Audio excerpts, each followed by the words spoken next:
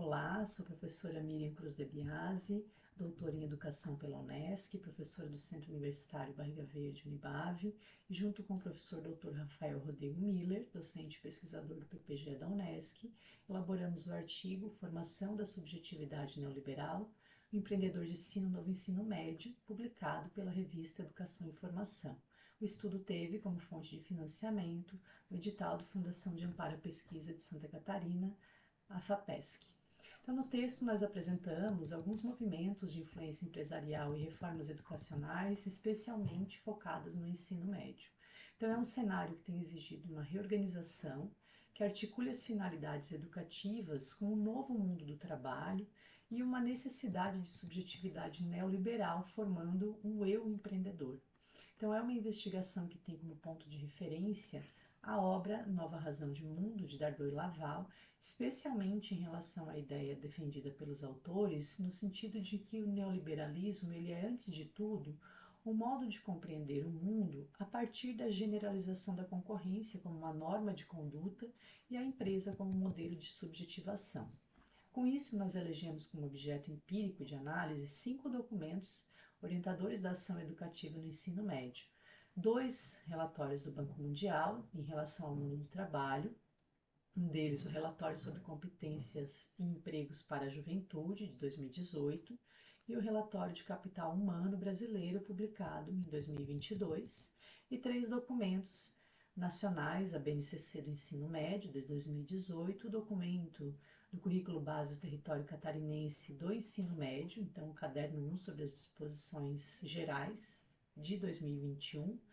e o documento Volta ao Novo, uma contribuição para o fortalecimento socioemocional de educadores e de estudantes, publicado em 2021 no site do Instituto Ayrton Senna e que se articulou com a implementação do novo ensino médio no estado de Santa Catarina. Então, nós identificamos um forte alinhamento da educação com as demandas do capitalismo neoliberal. O objetivo tem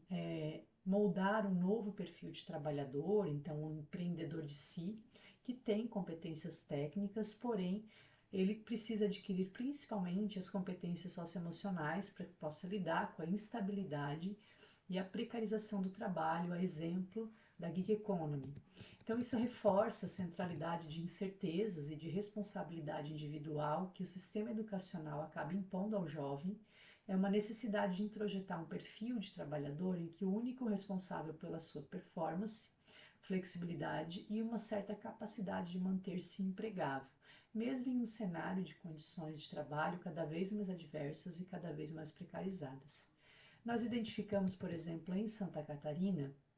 o envolvimento do terceiro setor para a reformulação curricular, especialmente do ensino médio, em que a principal bandeira da intervenção tem sido o desenvolvimento das competências socioemocionais, por exemplo, autogestão, resiliência emocional, que serve como uma espécie de solução para a implementação da chamada educação integral.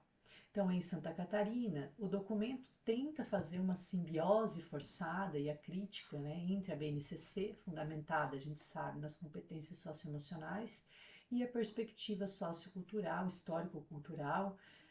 que é adotada pelo Estado há muitos anos e que tem como finalidade a emancipação e autonomia crítica. Então, isso comprova uma espécie de naturalização de micronarrativas neoliberais no sistema educacional, mesmo em documentos em que alegam ter uma base teórica crítica.